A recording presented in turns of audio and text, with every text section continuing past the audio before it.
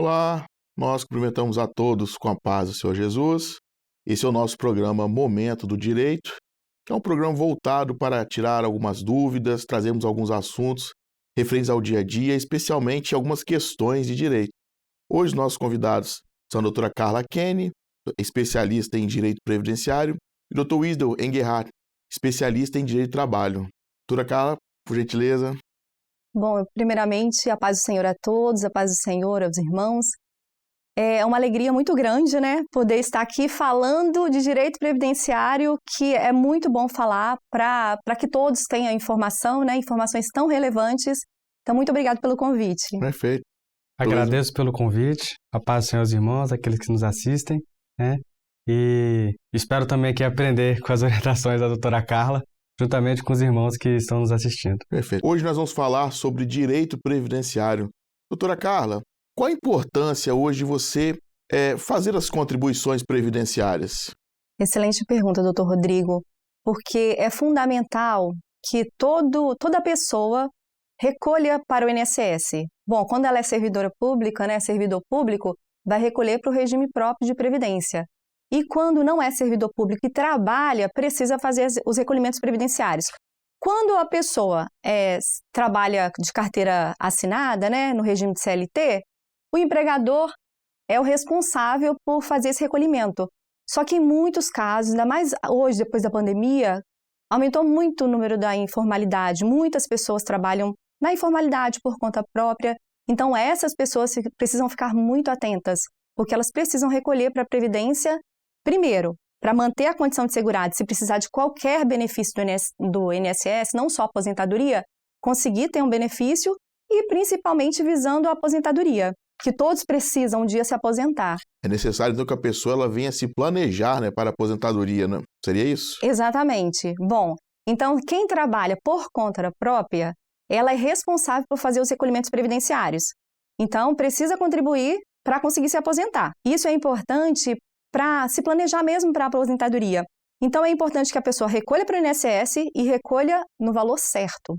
Nós temos muitos casos de empresários, e aí pega até a parte da área do doutor, né, que é tributário, Sim. Que são empresários e a empresa fatura no valor que dá para retirar um prolabore maior e às vezes até orientado mesmo pelo contador e para cumprir a nota técnica, né, que tem na Receita Federal, acaba tendo faturamento muito alto e recolhendo em cima de um salário mínimo.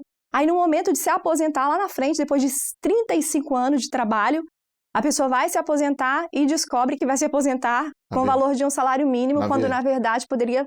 Na verdade, os efeitos disso a pessoa vai sentir lá na frente, no momento que ela for se aposentar, né? Por isso é importante se planejar para a aposentadoria hoje, né, no presente, para no futuro, quando desfrutar, né? Porque a gente se aposenta, ainda mais agora com a reforma da Previdência, o homem precisa ter, na regra geral, tá? 65 anos e a mulher 62. Então é no momento que a gente já está cansado de trabalhar mesmo, né? Claro. Já quer desfrutar um pouco da vida. Então é importante ter contribuído certo, no valor correto, para conseguir ter um benefício mais vantajoso. Sim. Foi até interessante, você falou do trabalho informal, os prestadores de serviço, na verdade, né? Às vezes até mesmo o momento, né, do desemprego, aquela questão mais difícil, e procura um outro trabalho, né? Ou até mesmo uma outra renda. E talvez nessa hora aí que eles vão fazer um contrato sendo fornecedor, sendo prestador, e eles não fazem esse planejamento, né, previdenciário daquele trabalho informal que, na verdade, só está recebendo ali pelo serviço prestado, mas não está recolhendo nada, não está preocupado com a questão da aposentadoria, né? E isso a pessoa só observa, só verifica esse prejuízo, como nós já dissemos, ou no momento da aposentadoria, ou se ela se acidentar, ficar doente, porque aí precisa de um benefício, né, um benefício por incapacidade, seja ele temporário, que é auxílio-doença, ou aposentadoria por invalidez, e às vezes a pessoa não vai ter direito. Trabalhou, está trabalhando, mas como ela é responsável pelo seu recolhimento, não recolhe, e aí está doente, não consegue trabalhar e fica sem renda nenhuma. Inclusive, uma dúvida que surge, né, de muitas pessoas é a necessidade que ela tem de contribuir para o INSS para que ela tenha o direito à aposentadoria e também aos demais benefícios, né? Seja o auxílio acidente, o auxílio acidentário. Então é necessário que a pessoa venha contribuir para que ela para que ela faça jus àquele direito. E contribuir certo, né? Porque assim, hoje, a pessoa precisa contribuir em dia, contribuir no código certo, porque existem várias categorias, né? O contribuinte individual é qualquer pessoa que trabalha, que não é carteira assinada, né, e não é servidor público, precisa contribuir como contribuinte individual. Tem o MEI, né, que é o microempreendedor, que tem uma alíquota reduzida de 5% em cima do salário mínimo, só que lembrando que muitos recolhem como MEI e também não sabem que só vão conseguir se aposentar por idade e no valor de um salário mínimo. Ele até consegue reverter isso aí se fizer a complementação. E então, assim, imagina alguém que já trabalhou como CLT 20 anos. 20 anos de CLT, tendo um ótimo salário, e aí depois começa a empreender e abre um MEI, né? Precisa do CNPJ e começa a contribuir em cima do MEI. Ou seja, ele tem 20 anos de contribuições altas e hoje começa a contribuir como MEI no valor de um salário mínimo. Lá na frente, no momento da aposentadoria, é claro que o MEI vai contar como média de salário, só que a média vai cair. Vai descer. Vai descer, é a média de um salário mínimo. E existe a aposentadoria por tempo de contribuição, que o MEI não entra para a aposentadoria. O tempo de MEI, imagina esse trabalhador de 20 anos, o tempo do MEI não entra para a aposentadoria por tempo de contribuição.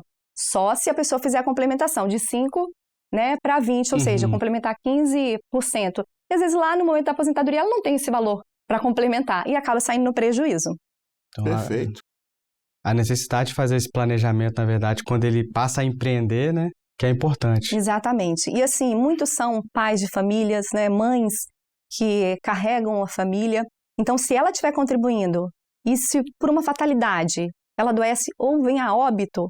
Inclusive, nós iríamos até uma das nossas perguntas, se a dona de casa também ela pode contribuir para o INSS. Sim, a dona de casa pode contribuir para o INSS. Existe a modalidade de contribuinte individual, então todo aquele que trabalha é contribuinte individual. Quem não trabalha pode contribuir como facultativo. Aí existem os códigos certos que precisa, né, buscar ou no próprio INSS ou com um advogado especialista na área previdenciária para contribuir com o código de facultativo. E existe também aquela dona de casa que ela é de baixa renda, ou seja, a renda familiar não pode ultrapassar a 2 salários mínimos. Essa dona de casa, ela tem ainda um privilégio, né, nas questões da alíquota. Ela vai contribuir com 5% como baixa renda dona de casa, como facultativo mesmo, e vai conseguir se aposentar no valor de salário mínimo tranquilamente. Então, é importante você, dona de casa que está nos ouvindo, saiba que você também pode se aposentar. Então, procure informação e comece a contribuir hoje para que no futuro, quando todos aqueles que estão trabalhando estiverem aposentados, você também possa desfrutar da sua aposentadoria. Uma questão também até interessante que eu acho que a doutora vai poder nos ajudar aqui, é a questão daquele trabalhador que procura o reconhecimento de vínculo empregatício.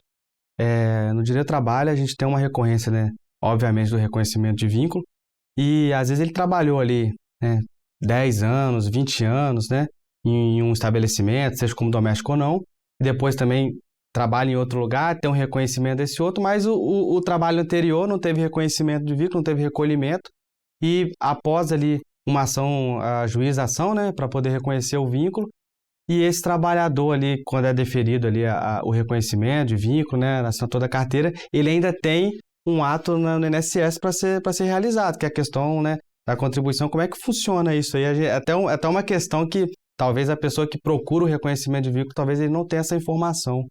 Doutor Wenzel, é muito importante, assim, esse levantamento, né? Essa abordagem que o senhor fez, porque, assim, acontece muito, tá, doutor Rodrigo? De pessoas que trabalharam uma vida, ou seja, anos numa empresa, e a empresa não registra a carteira de trabalho. Isso é recorrente. É recorrente. A pessoa está precisando trabalhar, não tem coragem de exigir isso. E ela acaba se submetendo a uma situação dessas, né? E no momento que isso aconteça. Exatamente. E no momento lá de se aposentar, a gente descobre quando a pessoa já ajuizou uma ação, ótimo, já chega com, às vezes até com reconhecimento já, né, na Justiça do Trabalho desse tempo. Só que muitas vezes ele aparece no escritório para dar entrada na aposentadoria ou então faz o requerimento sozinho no INSS e contando que ele vai receber aquele tempo, sabe? Que aquele tempo vai computar. Só que, na verdade, o INSS indefere o benefício porque fala, falta tempo aqui de contribuição. Aí aparece, e quando a gente vai analisar, a gente verifica, às vezes a gente teve um caso recentemente de uma pessoa que tem 38 anos de trabalho de carteira assinada. Só teve 2 vínculos, o anterior e hoje ela está no segundo. E na vida dela toda, de 38 anos, teve 8 meses só de contribuição. Gente, que coisa, né? Que prejuízo. Que prejuízo. Então, ela, achando que ia se aposentar, fez o requerimento, indeferiu, e aí nós, nesse caso, partimos para a Justiça do Trabalho para reconhecer os 2 vínculos, conseguimos reconhecer na Justiça do Trabalho, e depois fizemos a entrada no INSS, ajuizamos a ação, e hoje, graças a Deus, ela está aposentada. É importante a gente frisar, né, que por mais difícil que às vezes seja uma situação, ou que tenha acontecido isso que a doutora Carla falou, é importante que a pessoa procure um profissional, procure um advogado especialista na área, para ele te orientar e ele também tomar as medidas judiciais cabíveis para resolver essa situação. O doutor Wenzio sabe bem disso, né, que quando é da área trabalhista, quando o empregado tem toda uma proteção. Na área previdenciária também. Então, assim, se ele era empregado, CLT, e a empresa não fez o registro na carteira de trabalho, ele não é responsável. O INSS tem que reconhecer. Sim. Porque ele trabalhou, tem prova de que ele trabalhou. Claro. Então, é importante, se você está trabalhando hoje sem carteira registrada e não tem como mudar a situação hoje, então, assim, faça prova disso, sabe? Para no futuro, eu não digo nem ajuizar uma ação contra o empregador, não é isso, é para fins previdenciários. Lá no futuro tem que provar esse tempo para fazer o cômputo, né? É importante aqui até a gente ressaltar essa questão, que existe um procedimento, né, jurídico no judiciário e existe o administrativo. Então, até mesmo o empregado que ajuiza uma ação trabalhista e reconhece algumas verbas rescisórias, né, doutora? Ele tem que também ter uma informação da questão administrativa com o INSS, que vai mudar, né? Exatamente. Acredito. Então, é diferente, né? Isso aí, essa questão. Ganhei aqui na Justiça do Trabalho a ação e ficou por isso não, né? Tem também essa questão previdenciária que ele tem que complementar, né? Ajudar isso aí, a questão das verbas que foram ali adimplidas ali no seu caso ali da Justiça. Acontece, né? Às vezes a pessoa estava com registro na carteira de trabalho. Aí entra na Justiça do Trabalho que o senhor falou, às vezes pedindo equiparação de uma outra pessoa que tinha a mesma função. Então, ele recebia 2 salários e a pessoa recebia 3, então equipara esse valor. Isso é um dos exemplos, né? Existem inúmeros exemplos. Então, nesse caso, o que a pessoa tem que fazer? Pega a sentença e tem que averbar no INSS também para o valor da remuneração aumentar. Porque, assim, tem que contribuir. Quanto mais contribui, melhor é o cálculo para aposentadoria ou para qualquer benefício. E quanto mais tempo contribuir também. Porque hoje o cálculo leva em consideração o tempo de contribuição. Exatamente, e o valor. Então, para ter um benefício mais vantajoso. E quando a gente fala em benefício, a gente falou lá atrás, né? Tem a aposentadoria, tem o auxílio por incapacidade temporário ou permanente, que é o auxílio doença, aposentadoria por invalidez, tem o auxílio acidente, tem o auxílio reclusão, que é para os dependentes, tem a pensão por morte. Muitos, né? Inclusive, era até uma pergunta que eu iria fazer.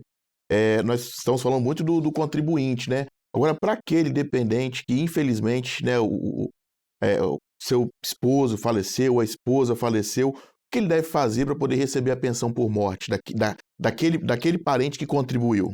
Pois é, ele só vai ter direito à pensão por morte se realmente o esposo, a esposa, ou o pai, a mãe, contribuía para o INSS. Sim. Porque se não contribuía, ele vai dar entrada, né, no INSS na pensão por morte e vai ser surpreendido com indeferimento. E a gente percebe que muitas famílias ficam extremamente desamparadas. Às vezes o pai trabalhava numa atividade informal, não tinha informação ou não se apercebeu para contribuir para o INSS, falece, deixa a esposa, que não trabalhava, era dona de casa, né? Os filhos, às vezes 3, 4, 5 filhos menores, e aquela família fica sem chão, porque fica sem renda nenhuma. Então, é importante, mesmo que a pessoa trabalhe com toda a dificuldade, né? No trabalho informal, seja qual atividade for, contribuir, nem que seja no valor de um salário mínimo, para se resguardar, é um seguro, né? O INSS é um seguro. Exatamente. E é um seguro que precisa ser valorizado nesse sentido. E se amanhã vier a falecer, os filhos não ficam desamparados, a esposa, o esposo, enfim, porque vão ter a pensão por morte. E essa questão da pensão por morte acontece agora olhando ali pelo lado do empregador, né, se o funcionário ali falece, né, normalmente o empregador não tem todas as informações para poder pagar as verbas trabalhistas, né, as verbas rescisórias ali por conta do falecimento. Então, normalmente, o que a empresa faz?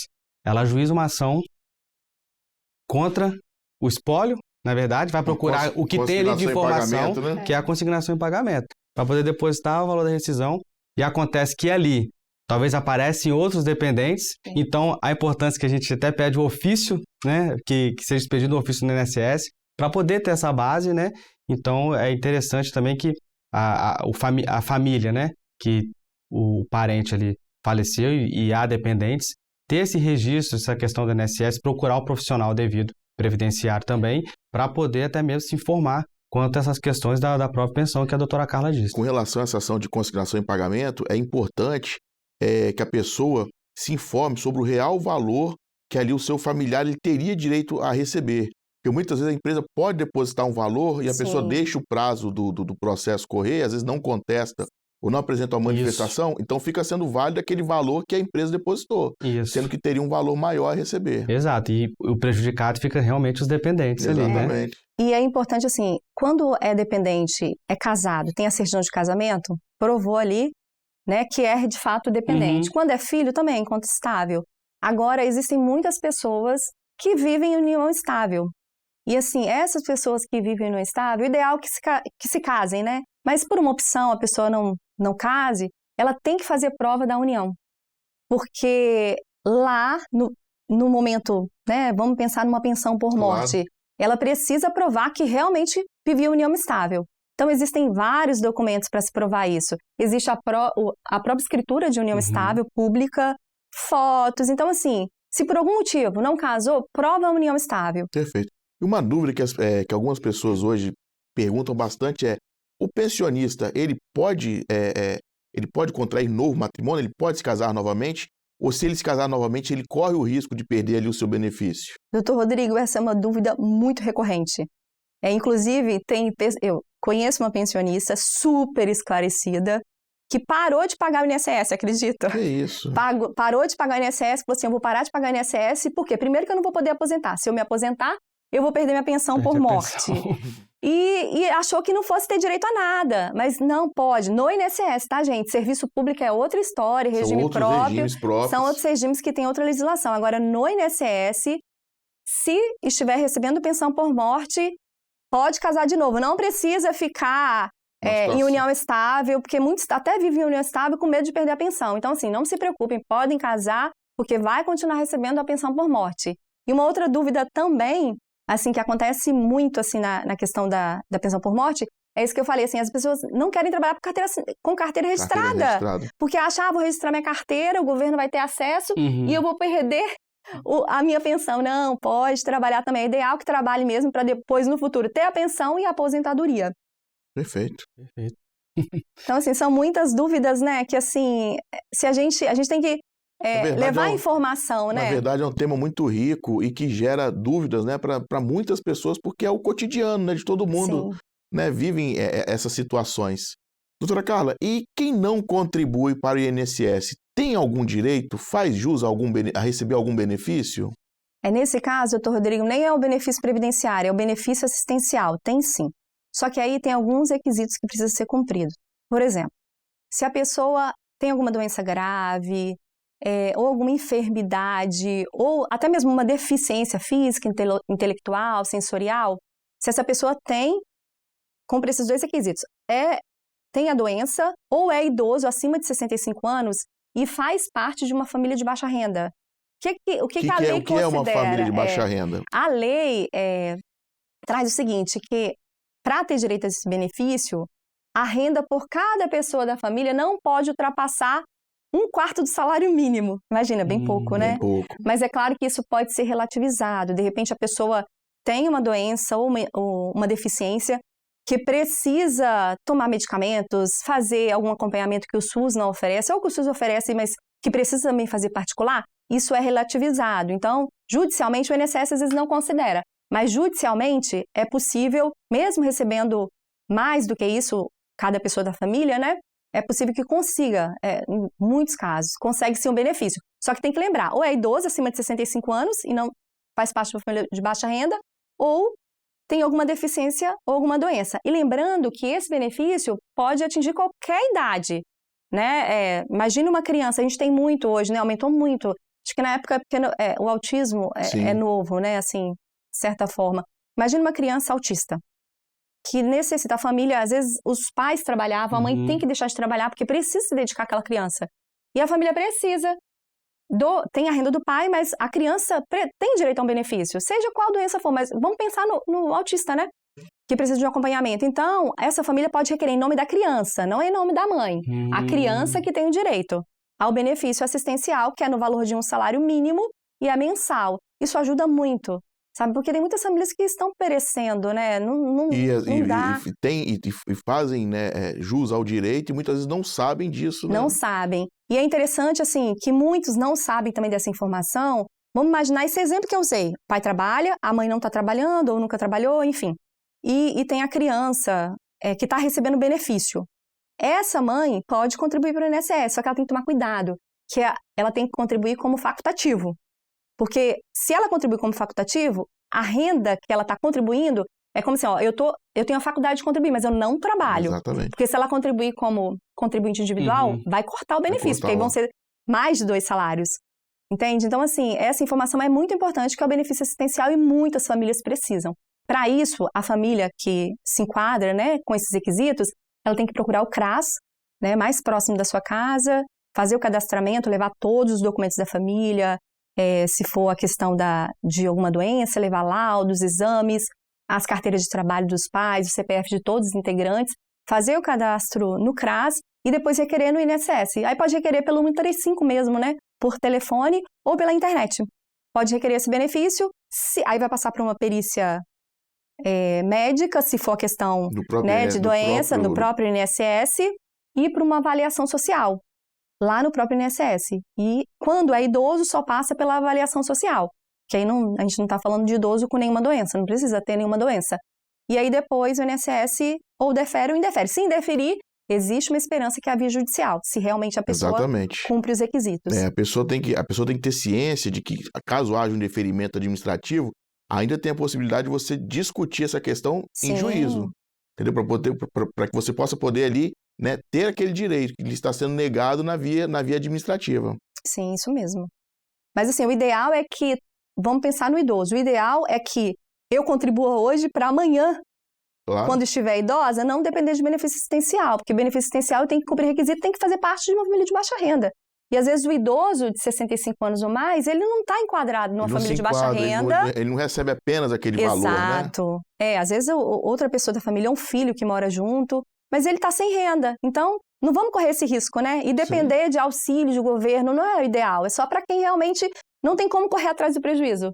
Você que está nos ouvindo, você pode hoje começar a contribuir para o INSS para amanhã você não ficar numa situação difícil, dependendo de terceiros, dependendo do governo para um benefício assistencial e sim da sua aposentadoria.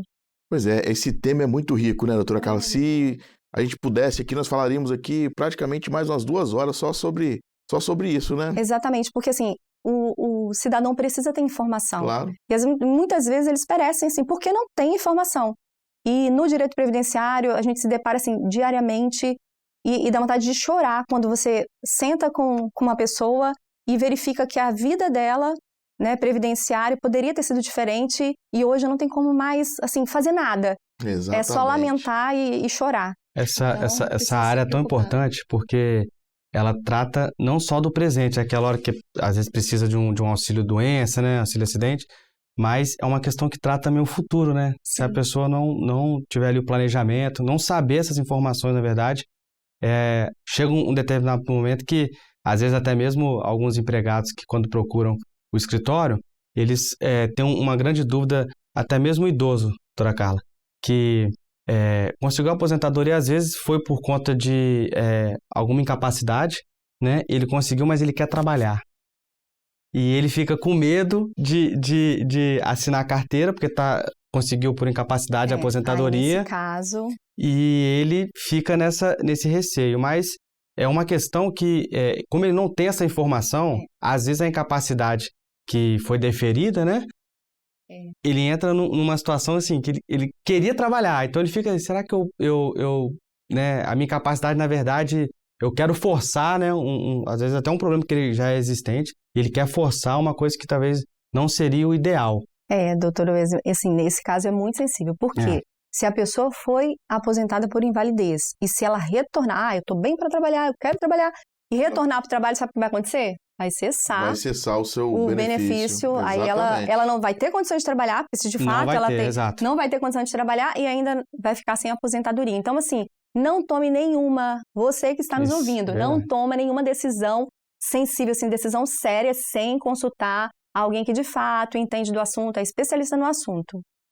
Inclusive, até é bom a gente frisar, né? Porque hoje em dia, até por conta da situação econômica que atravessa o país, né, muitas pessoas que às vezes recebem o valor de um salário ou 2 salários, né, a título de aposentadoria por invalidez, a pessoa às vezes tem aquela necessidade, né, de ir para o mercado, de ir para o mercado, de ter uma outra fonte de renda também. Mas nós temos que orientar que ele corre esse risco de perder vai perder. Hoje por tudo algum cruzado. motivo, até a oferta, às vezes, até é maior do que ele recebe e ele, né? Exatamente. Com essa necessidade, sem procurar um profissional, na verdade, e sem essa orientação, ele acaba aceitando, cancela. E sabe o que acontece muitas vezes? Ele vai para a informalidade. Fala assim, bom, eu tô me sentindo bem aqui hoje, eu vou trabalhar na informalidade. Não assino carteira, ninguém vai saber. Só que se tiver uma denúncia, primeiro que ele está fazendo errado, né? E se tiver uma denúncia, o que vai acontecer? Cessou do mesmo jeito. Exatamente. E ainda corre o risco de ter que restituir os cofres públicos. O valor que ele... Porque não está agindo de boa fé. Então, assim, isso também é muito... É muito preocupante. Arriscado, super arriscado. E agora, assim, quando a gente fala de contribuição previdenciária, eu paro para pensar em mim. Será que eu estou contribuindo? Estou contribuindo no valor certo? Porque, né, vocês, como advogado, vocês estão contribuindo? Então, assim, às vezes a gente pensa que o problema está ali no meu vizinho, não, mas às vezes o problema está ali em casa. Será que ele em casa, todo mundo que trabalha na informalidade, meu esposo está contribuindo, meu filho está contribuindo? Então, assim, para pensar hoje, você que está aí, será que na sua casa todo mundo trabalha e todo mundo está contribuindo para o INSS? Sabe, é um momento de hoje a gente se preocupar com o nosso presente e também com o nosso futuro. Exatamente. Nós estamos chegando no final do nosso programa. Doutora Carla, qual o conselho que você daria hoje para quem está nos assistindo com relação à contribuição do INSS? Bom, meu conselho, a minha orientação é para todos aqueles que estão nos assistindo e até mesmo nós que estamos aqui presentes, avaliar como que está a minha contribuição previdenciária. Sabe, aquilo que eu acabei de falar.